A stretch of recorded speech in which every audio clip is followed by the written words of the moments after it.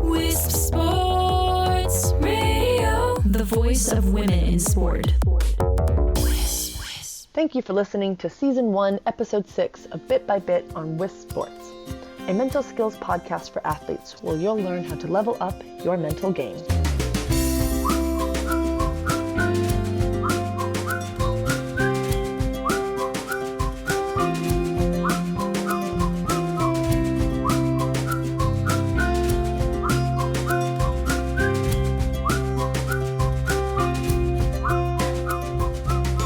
Welcome back to Bit by Bit with me, Erin McGuire. I'm your coach for your mind, helping you change your thinking to be more effective and efficient so you leave your nerves behind you and have your confidence lead you onto the court. Last time, we chatted about visualization, aka mental rehearsal. Visualization refers to imagining your performance as if you were real-time, in the moment, executing your play perfectly, exactly as planned. Before competing, sit by yourself. Close your eyes and slow your breathing. Then, guide yourself through your perfect game, course, run, series, what have you, by creating your environment using all of your senses. Mentally rehearse yourself executing each element perfectly, taking your mind away from potential mistakes and locking in on what it takes to achieve excellence. Today, in the 6th and final episode of Season 1, we chat game day strategies. Using the topics from the last 5 sessions, we're going to shape your headspace for competitions. Let's recap.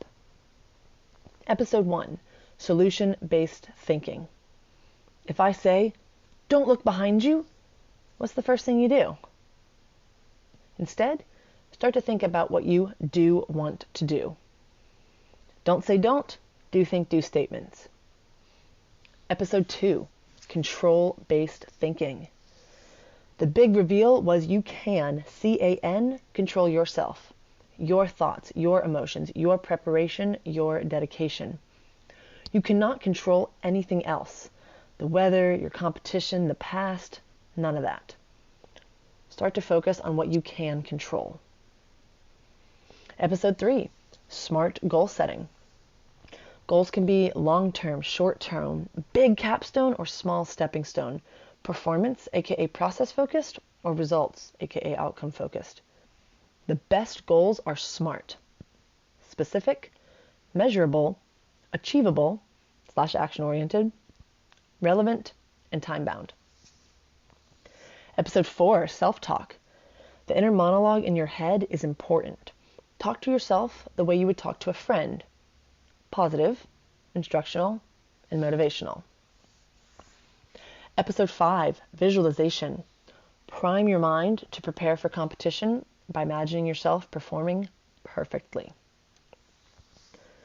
Episode 6, it's showtime.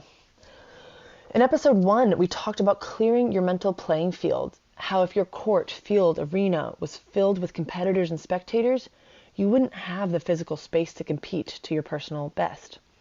The same thing goes with our headspace. If it's overflowing with poor thoughts and distractions, we're not working effectively or efficiently. So how do you clear your headspace? You're going to take a deep breath. Y'all, I promise, it really is this easy. A strong inhale through your nose, pause, long, slow exhale through your mouth. You are tapping into your nervous systems. You're both channeling your energy and connecting to your relax mechanism.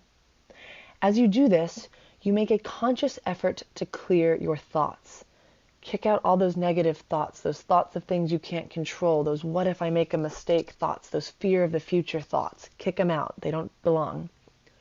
Clear your mental headspace by making this conscious effort so we can get to work with the real good stuff.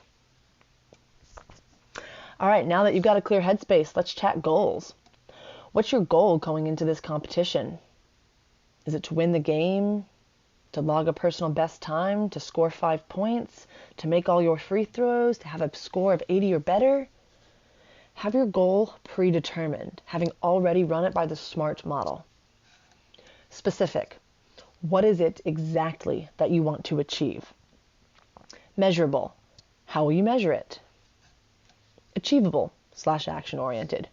Is this goal within your skill set? What action steps are required to meet this goal? Relevant. Why does it matter? And time bound. Your deadline. All right, goals in mind. Let's talk about that action-oriented aspect. This is a direct lifeline to your thought replacement strategies. What's it going to take to achieve this goal? Focus on what you can control and what you do want to do. You've got your thoughts in check. It's time to visualize. Sit by yourself. Run through your strategy. Every play, move, every step, foot perfect. You respond with cat-like reflexes. You stay cool under pressure. You put in a stellar performance. You hear the crowd cheering. Use positive self-talk to guide you, providing both instructional cues in the moment, what to do, as well as motivational cues. I can do this. I just did it. Let's look at an example. A D1 collegiate gymnast is part of a team whose long-term, big result goal is to win this year's NCAA championship.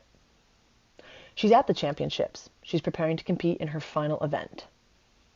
She was rock solid on vault, bar, and beam, and now she faces one final task: floor. Her performance in this event determines her team's outcome. Her performance determines her team's goal. Her short-term stepping stone performance goal is to have a spectacular floor routine where she executes her moves with expert agility. Her short-term result goal is to score a 9.9 or better on her floor routine. This goal is twofold, and it is specific in terms of scoring, as well as specific in terms of the athlete understands what it takes to achieve a near perfect floor routine.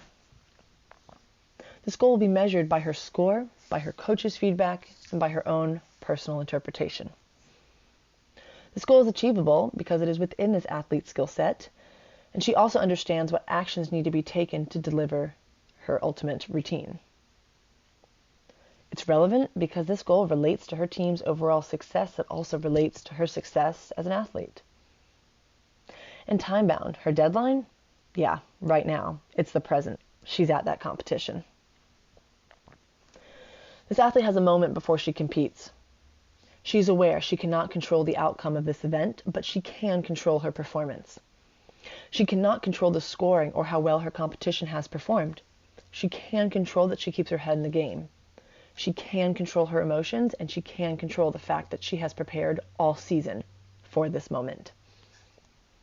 She sits by herself. She closes her eyes. She's not thinking about what mistakes could possibly go wrong in the next 90 seconds. She's not telling herself, don't mess up, don't fall.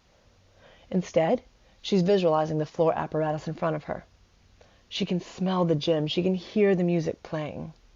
She begins her routine, mentally rehearsing her tumbles, her turns and leaps. She exhibits control and grace, her toes pointed, her face smiling. She finishes her routine and bursts out a huge grin as the crowd roars in approval. Her score is announced. She's done it. They've won. She opens her eyes. She tells herself, I can do this. It's game on. Mental strength training is akin to physical strength training. You don't go to the gym once, work out, and become superhuman fit. Likewise, you build your mental strength by applying skills in real time. Start with your self-awareness. What are you thinking? Your thought replacement strategies. Implement your tools, your goal setting, your visualization, your self-talk. See what works. Try again. Game day mental performance is the accumulation of mental strength training done behind the scene.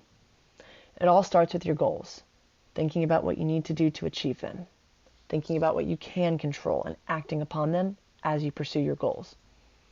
When it's crunch time, block out negativity by visualizing yourself performing to the best of your ability. There are a million ways to do it wrong. There's one way to do it right. Focus on that one way. How many years have you trained? How many hours of practice have you logged? How many times have you drilled a skill?